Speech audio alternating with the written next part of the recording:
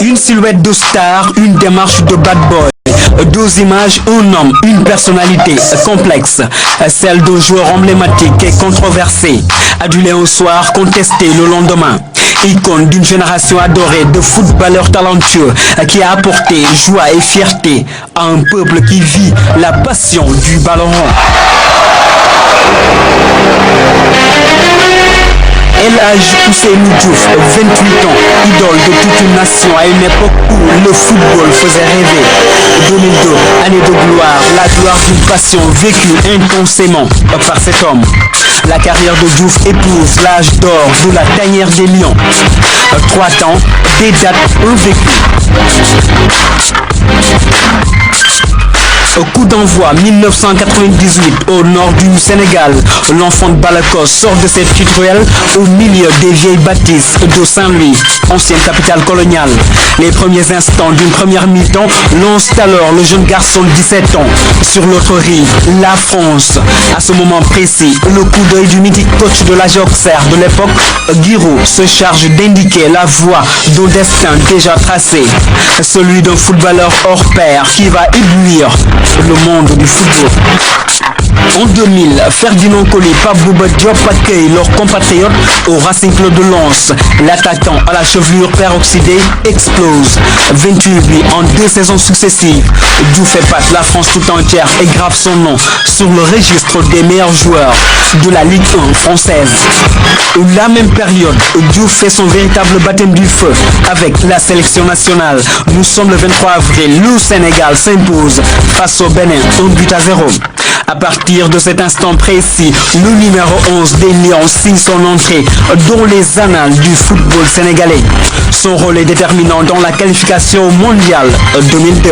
Bien joué pour Ferdinand Coly qui peut centrer. Et ça, c'est premier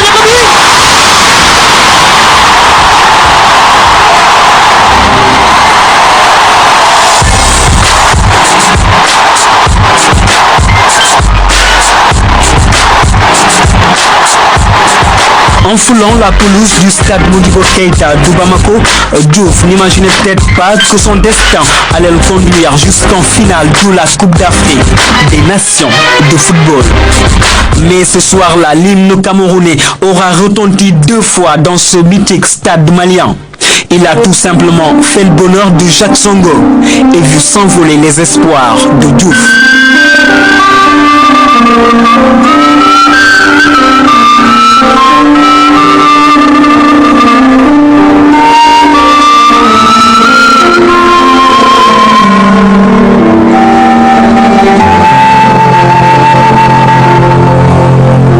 Seulement, une équipe venait de naître, une grande équipe.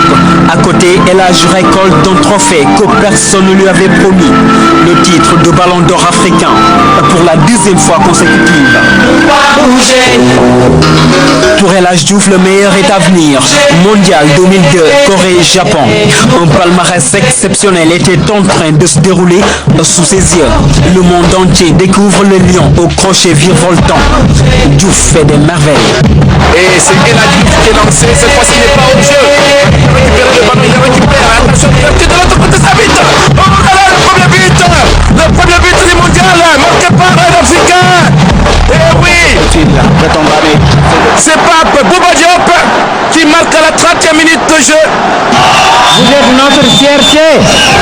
Mané, El Hadji, Mané, dana gagné ce soir. Dana jël waa mi xam naa ne foofu dama guddi léegi. Mais au soir de quart de finale au Japon, sous le ciel sombre d'Osaka, à la porte des demi-finales, des lions bloqués au seuil de l'élite du football mondial. Mais Diouf, lui, y accède. Il fait partie des 10 meilleurs joueurs du monde, 7e au classement. El Hadji Diouf, l'étincelle qui allume la flamme du Sénégal qui gagne.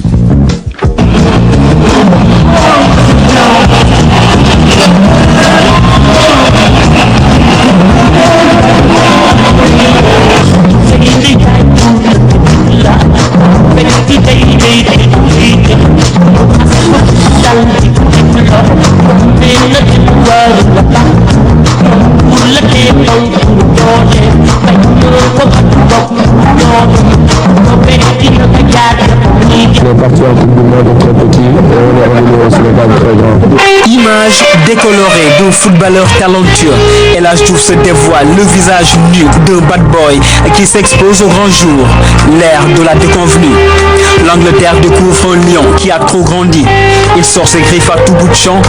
Diouf n'épargne ni arbitre ni adversaire, encore moins supporter.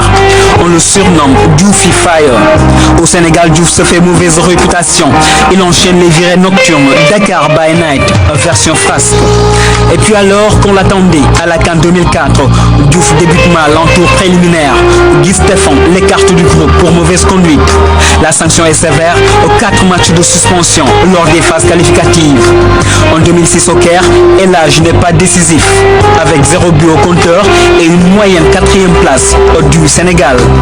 Même cas de figure pour Ghana 2008, la débâcle du Tamalé.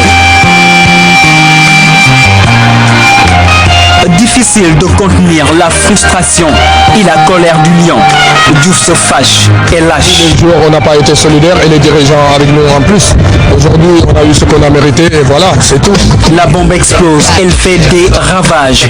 Dakar qui connaîtra plus tard un scénario catastrophe avec l'élimination des Lions de la CAN et du Mondial 2010. 1er avril 2009, coup de tonnerre, Diouf annonce sa retraite internationale. Beaucoup pensent à un poisson d'avril. Au non, c'est bien le coup de sifflet final d'une très belle saga.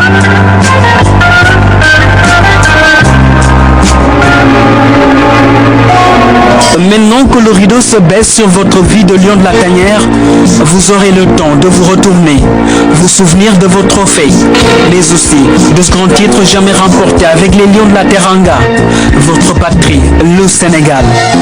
Cruelle injustice de l'histoire, mais la légende, elle, retiendra que Diouf a aimé aduler une seule équipe, c'est le couleur national.